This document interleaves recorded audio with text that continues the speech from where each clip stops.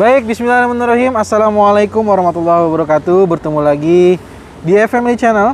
Masih bersama saya Fajar dan saya tidak sendiri juga. Saat ini saya bersama dengan Pak Agus.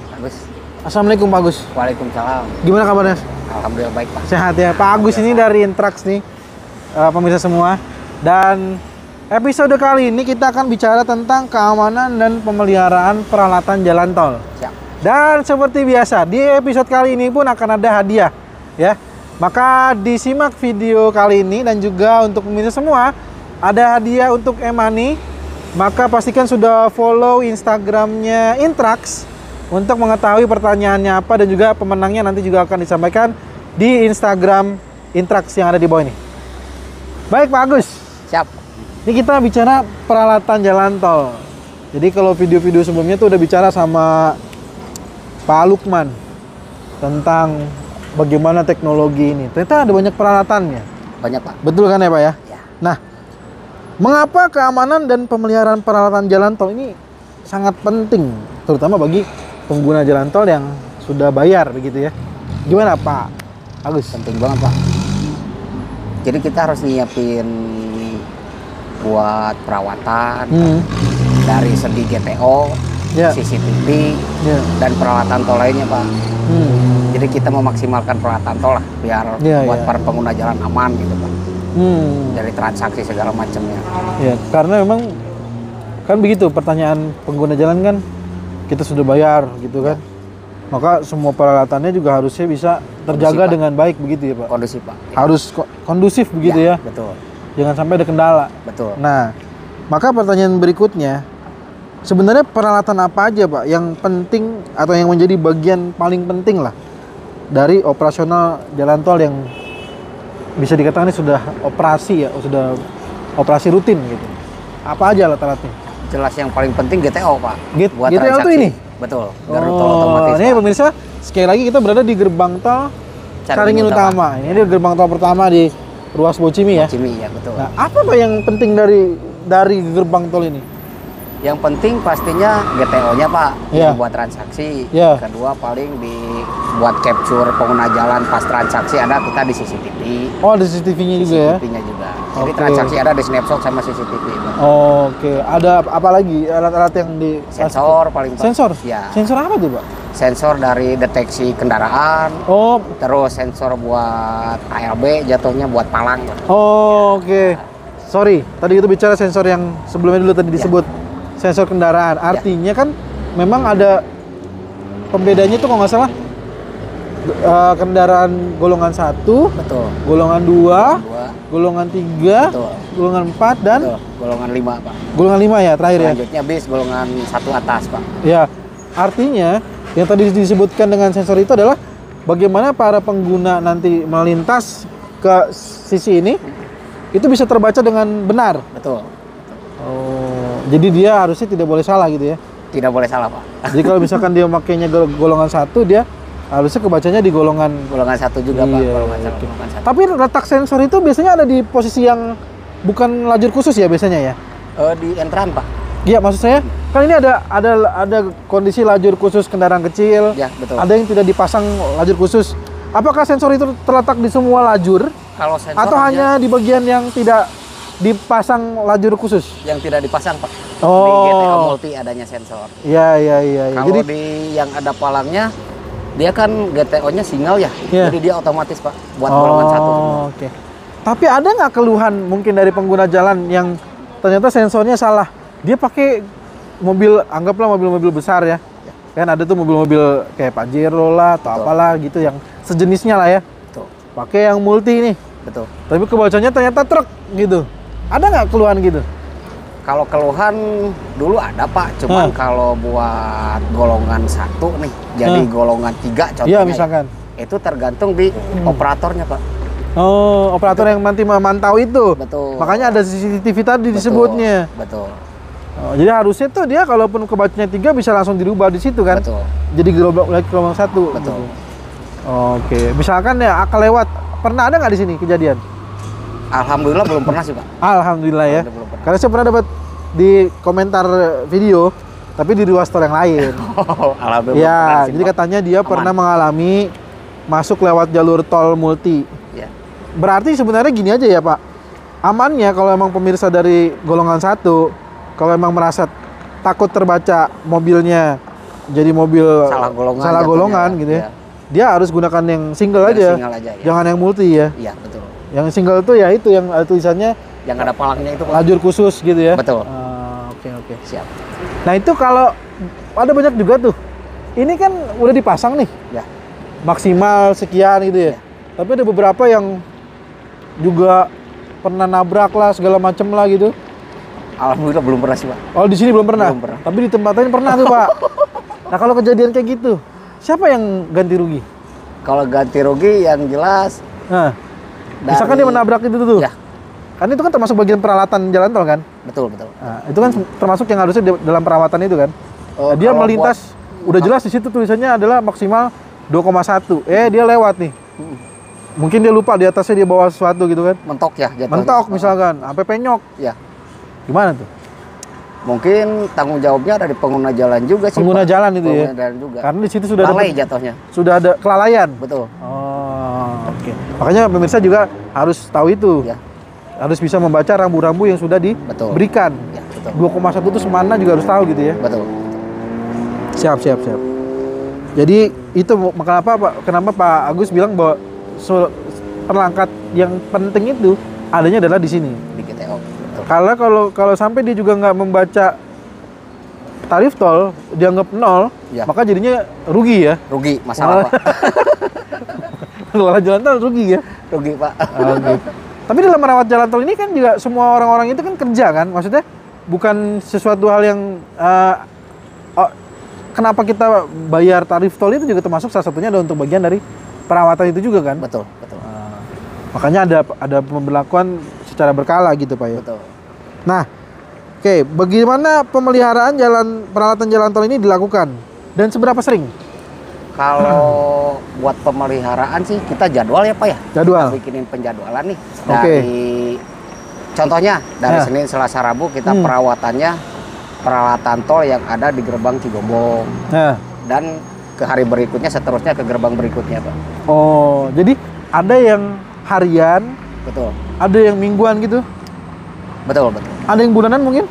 Bulanan nggak ada Pak. Nggak ada. Jadi cuma ada yang harian Pak. Hah? Bergantian. Oh bergantian aja. Jadi berganti hari. Berganti hari tetap semuanya. Jadi tetap semuanya itu terawat. Betul. Oh gitu. Jadi biar maksimal Pak. Maksimal ya. Jadi peralatan tol tuh benar-benar enak dilihat, maksimal dipakai transaksinya gitu. Iya. Nah, apa tantangan terbesar dalam pemeliharaan peralatan ini? Tantangannya paling kalau hujan Pak. Kalau hujan? Kalau hujan. Kenapa tuh kalau hujan Pak? Kalau hujan kan kita nggak bisa langsung perawatan langsung di lokasi gitu Pak. Jatuhnya kan kayak. Karena alat-alat ini juga nggak bisa kena air. Betul. Kita kan elektronikal ya Pak ya. Jadi nggak bisa bersentuhan dengan meskipun air. yang ada di bawah gerbang penutup ada beberapa takut angin gitu ya. Betul, tampias Pak. Tampias gitu bahasanya Mah ya. Jadi kita nggak bisa langsung eksekusi buka. Tampias itu bahasa Inggris ya pemirsa. Karena ini lagi di Bocimi nih, takutnya saya biasa ngambilnya di Jor 2 yang orangnya mungkin nggak ngerti tampias. Iya. Harus dijelasin juga tuh. Tampias itu air yang masuk ya, artinya kena air yang angin. masuk Pak. Iya. Gitu. Jadi dia takutnya kena peralatan justru malah bukannya merawat, malah merusak. Jadi, merusak Pak. Iya. Makanya kita antisipasinya pas begitu kalau kita pas mau perawatan dengan kondisi hujan gitu Pak. Paling kita tahan dulu Pak, nunggu hujan reda atau nunggu kendaraannya nggak bersentuhan dengan air. Tapi Bapak 24 jam perawatan itu? 24 jam. 24 jam? 24 jam. Bergantian orangnya gitu ya? Betul. Artinya bukan Bapak 24 jam? Enggak. Tapi orang yang merawat ini jalan tol itu 24 jam? 24 jam, betul. Luar biasa loh pemirsa loh. Jadi selama 24 jam tuh ada yang merawat peralatan jalan tol ini? Ada Pak. Wah luar biasa, baik-baik. Jadi selain hujan Pak, apa yang tantangan terbesarnya? Selain hujan malam kah mungkin? Malam ada, siang ada. Enggak, maksud saya perawatan. Apakah malam termasuk yang jadi tantangan? Enggak, biasa aja. Kalau malam biasa Pak. Biasa aja. Biasa. Kalau weekend? Nah, weekend paling kemacetan Pak. Oh, jadi tantangannya di weekend itu? Iya betul. Kalau di arusnya lagi banyak, ya itu yang bingung. bingung. Nah, ini kayak kalau lalin padat nih, kita nggak bisa langsung eksekusi di perawatan, Pak. Ya. Nunggu reda dulu lalin gitu. Kan kalau kayak gini kita lihat nih. Betul. Ada jalur yang tanda silang. Betul. Artinya mungkin di lajur tersebut sedang ada pemeliharaan. Pemeliharaan, betul. Oh, gitu pemirsa. Jadi kalau kondisi memang lalinnya sedang seperti ini, kita pemirsa juga bisa saksikan sendiri bahwa lalinnya juga tidak padat. Tapi kalau weekend padat Pak ya di sini ya? Padat, Pak. Padat banget ya. Padat, nah, Pak. Makanya tadi Pak Agus bilang kalau weekend itu termasuk yang tantangan terbesarnya itu ya. Betul, Pak. Karena kalau nggak dilakukan perawatan juga nanti takutnya salah ya kan? Ya kan? Betul. Nah, makanya harus kalau kayak gitu nunggu jam berapa tuh? Biasanya kalau weekend paling di jam 12 atau jam 1 malam, Pak. Oh, betul. Baru bisa dilakukan. Baru bisa melakukan perawatan. Jam 12 Pak baru tol Bocimi nih. Betul. Baru sepinya. Kalau weekend. Betul. Wah, luar biasa loh pemirsa. Jam 12 jam 1 baru sepi. Memang mungkin karena orang tujuan mau weekend di sini banyak tempat wisata kali ya. Wisata, Pak, kalau Bocimi kebanyakan. Sukabumi gitu ya. Betul.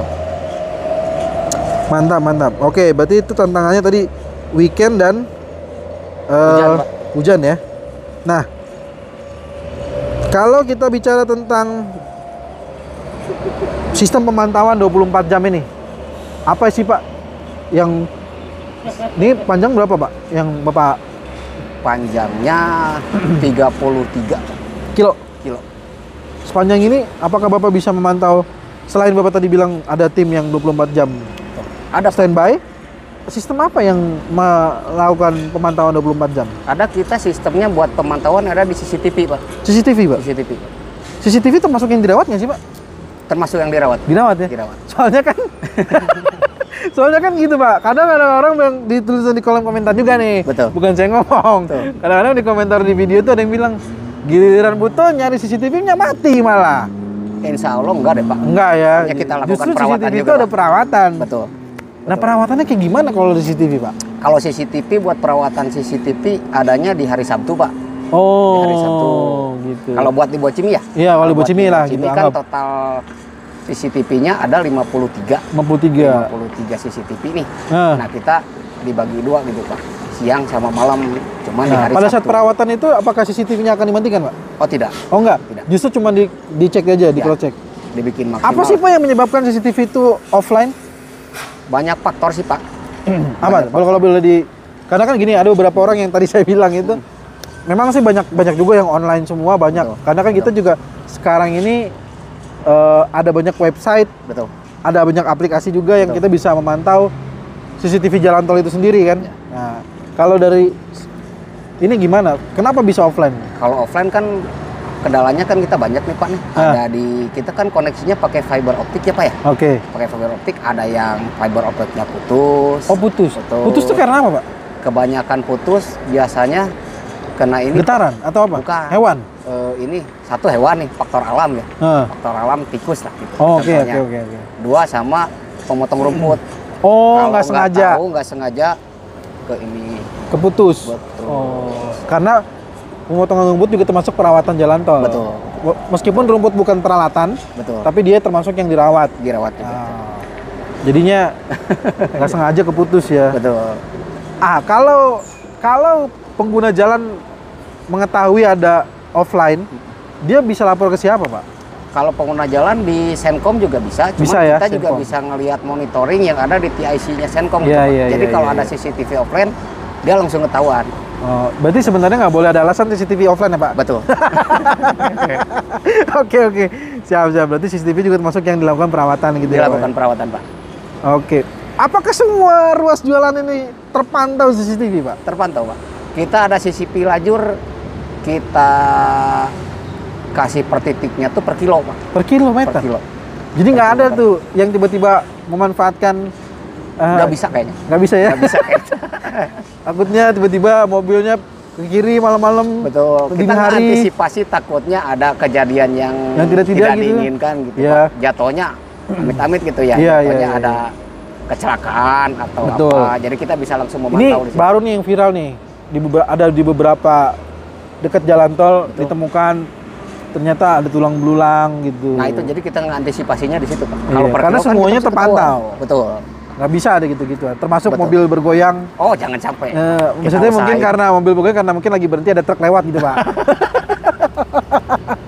Siap. Ya kan, begitu kan jadi goyang. Kalau kita berhenti kan truk lewat goyang gitu kan, Pak. Gitu. Jadi semua terpantau. Jadi nggak boleh ada yang merasa aman dari pantauan CCTV jalan tol ya. Betul. Wah, menarik sekali Pak Agus nih. Jadi dari video kali ini kita mengetahui bahwa semua peralatan jalan tol itu dirawat dengan baik 24 jam. Baik Pak Agus, terima kasih banyak nih. Ini pembicaraan yang menurut saya menarik karena ada banyak diskusi yang tadi terkait dengan peralatan jalan tol, dengan kondisi-kondisi terkini ya kan, dengan beberapa yang viral gitu kan. Artinya kasus-kasus viral ternyata kita bisa mudah-mudahan terjawab lah ya dari video kali ini. Terima kasih, dan buat pemirsa semua yang ingin masih ada pertanyaan atau saran masukan silahkan tuliskan di kolom komentar. Nanti bisa kita teruskan lagi ke Intrax, mungkin bisa dijawab lagi. Terutama ini kita bicara tadi adalah di ruas Bocimia Pak Agus ya. Jadi Bocimia harusnya tidak ada CCTV yang offline ya Pak. Aman insya Allah. Aman. Baik, terima kasih banyak. Semoga bermanfaat. Kita ketemu lagi di video berikutnya. Assalamualaikum warahmatullahi wabarakatuh.